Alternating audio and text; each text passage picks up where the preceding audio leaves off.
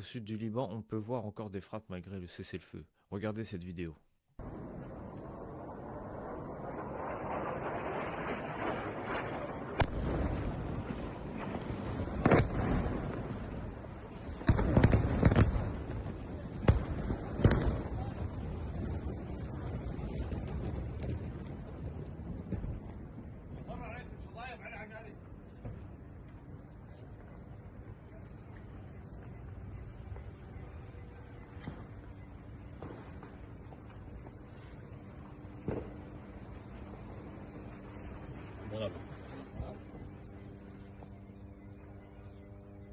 اهو قراب هون عند البيوت يا زلمه. بتمثل سلمي. Alors c'est choquant, hein. Au Liban, les frappes israéliennes laissent présager un cessez-le-feu précaire. Des frappes israéliennes au Liban tuent 5 membres de Hezbollah.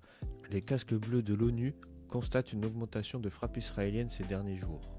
Le cessez-le-feu est fragile, les deux camps s'accusent mutuellement de violations. Le Hezbollah doit faire preuve de prudence face à une escalade selon les analystes. Ensuite, on va aller sur cet article parce que là, c'est chaud. L'ONU vote pour mettre fin à sa force de maintien de la paix au Liban l'année prochaine, après près de 5 décennies. Nations Unies, le Conseil de sécurité de l'ONU a voté à l'unanimité jeudi pour mettre fin à la force de maintien de la paix de l'ONU dans le sud du Liban. À la fin de l'année prochaine, après près de 5 décennies, cédant aux demandes des États-Unis et de leurs proches alliés Israël. Les États-Unis qui avaient initialement exigé que la force soit dissoute dans 6 mois et avaient ensuite demandé une prolongation finale d'1 an, ont voté en faveur d'un mandat final de 16 mois pour poursuivre leur activité près de la frontière du Liban avec Israël, tracée par l'ONU jusqu'au 31 décembre 2026. Une force de maintien de la paix de longue date va être réduite à néant.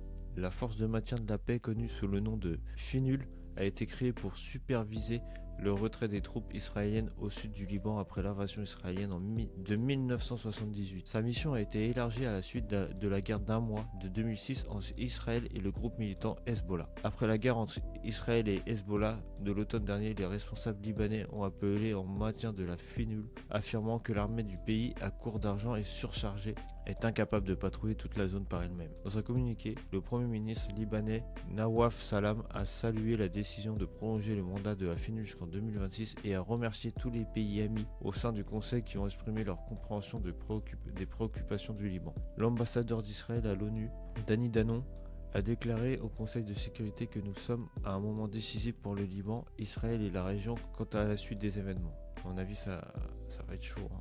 La résolution de l'ONU parrainée par la France accorde à la FINUL un délai d'1 an à compter du 31 décembre 2026 pour retirer ses 10 800 militaires et civils ainsi que tout son équipement durant cette période.